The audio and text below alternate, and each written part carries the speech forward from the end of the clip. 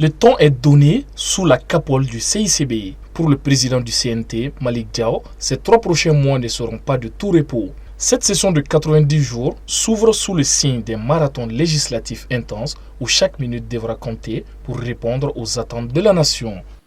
Cette session ordinaire s'ouvre ainsi dans un contexte exigeant qui appelle de notre part rigueur, engagement et sens élevé du devoir afin de répondre aux attentes légitimes de nos concitoyens et de consolider les bases d'un Mali souverain, stable et résolument tourné vers un avenir radieux.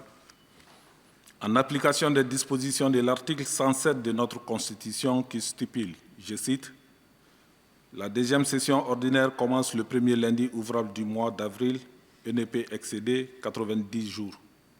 Nous voici donc répartis pour 3 mois d'intenses travaux parlementaires. » Et le menu est particulièrement chargé. Pas moins de 32 textes sont sur la table des parlementaires, dont 24 nouvelles lois qui touchent au cœur de la refondation de l'État. Des réformes stratégiques qui demandent une immersion totale et une analyse rigoureuse des membres de la transition.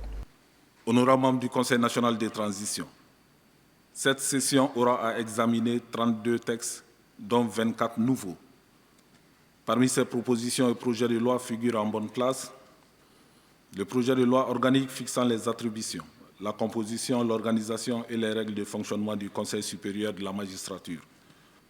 Le projet de loi portant ratification de l'ordonnance numéro 20-26-004 PTRM du 2 mars 2026 portant création de la Société des patrimoines miniers du Mali, pour ne citer que ceci.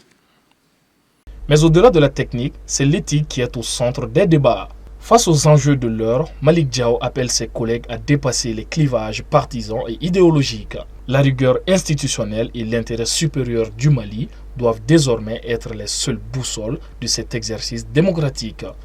Chers collègues, l'examen de ces projets de texte dans le contexte actuel exige de chacun de nous une hauteur de vue et une rigueur institutionnelle et un sens élevé de l'intérêt supérieur de la nation malienne. Nous devons à tout prix éviter les dérives d'ordre partisan, idéologique, privilégier le débat constructif et inscrire notre action dans une logique de résultats concrets, car le peuple malien nous observe. Les députés de la transition ont désormais 3 mois pour transformer ces projets de loi en réalité concrète.